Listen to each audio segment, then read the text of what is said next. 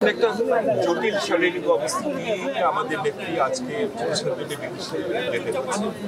আমরা যখন থেকে দাবি জানাচ্ছিলাম যে আমাদের নেত্রী বাইরে চিকিৎসার ব্যবস্থা করে দেওয়া, তখন যদি আমাদের নেত্রীকে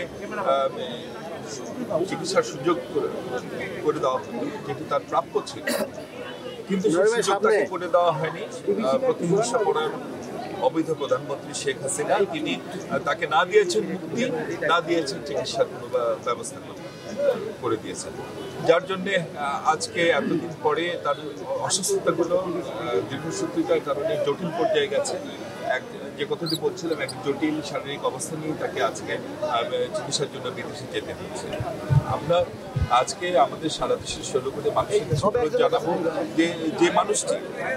যে মানুষটি তার স্বামীকে হারানোর পর তার সংসার, তার সন্তানদের রেখে রাজপথে এসে দাঁড়িয়েছিলেন এদেশের মানুষের অধিকার আদায়ের জন্য, এবং 9 বছর যিনি আপসের লড়াই করে তিনি বাংলাদেশে গণতন্ত্র এনে দিয়েছিলেন, এবং পরবর্তীতে যিনি সারা বাংলাদেশের প্রতিটি গ্রামকে একটা যোগাযোগ নেটওয়ার্কের মধ্যে এনেছিলেন, যে মানুষটির কারণে আজকে বাংলাদেশের লক্ষ লক্ষ মেয়েরা বিনা পয়সায় লেখাপড়ার সুযোগ পেয়ে নিজের পায়ে দাঁড়িয়েছে। সেই মানুষটি, যে মানুষটি দেশের 16 কোটি মানুষের দুঃখে কেঁদেছেন, সুখে হেসেছেন, সেই মানুষটি আজকে চিকিৎসার জন্য যাচ্ছেন। আমরা জানি না আমাদের নেত্রীর কি হবে। আসুন, আপনাদের কাছে অনুরোধ জানাই, মানুষটির জন্য আসুন, আমরা সবাই মিলে দোয়া করি যেন তিনি আবার সুস্থ হয়ে আমাদের মাঝে ফিরে আসতে পারেন। এদেশের 16 কোটি মানুষের মাঝে 16 কোটি মানুষের নেত্রী যেন ফিরে আসতে পারেন। আসুন, আমরা সবাই মিলে আজকে ওনার জন্য দোয়া করি। এটাই আজকে আমাদের, যদি অনুভূতির কথা বলেন, এটাই আমাদের অনুভূতি। আজকে আমরা মন থেকে দোয়া করব, মহান আল্লাহ তাআলা যেন তাকে সুস্থ করে দেন এবং তিনি যেন আবার সুস্থ হয়ে আবার আমাদের মাঝে ফিরে আসেন।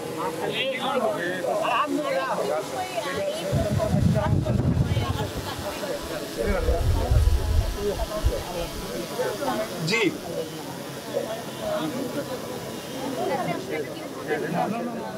দেখেন, জনাব তারেক রহমান, যিনি যার পিতৃভূমি ছেড়ে আজকে বছরের পর বছর ধরে শত শত কিলোমিটার, হাজার হাজার কিলোমিটার দূরে অবস্থান করছেন, যিনি তার একমাত্র ভাই, তার আদরের ভাইটিকে মুক্তি পর্যন্ত দেখতে পারবে এই শেখ হাসিনার প্রতিহিংসার শিকার হয়ে, তার মা বারবার জীবন মৃত্যুর সন্ধিক্ষণে গেছেন, তাকে সারাক্ষণ ততস্থ থাকতে হয়েছে কখন কোন দুঃসংবাদ শুনতে হয়। ভালো লাগছে যে আজকে মা তার সন্তানের কাছে যাচ্ছেন, সন্তান মাকে ফিরে পাচ্ছেন। আমরা আরো খুশি হব যদি মাকে পরিপূর্ণ সুস্থ অবস্থায় সন্তান দেখতে পারেন। আমরাও দোয়া করছি যেন সন্তান তার মাকে সুস্থ অবস্থায় পান, এই দোয়া আমরা করছি।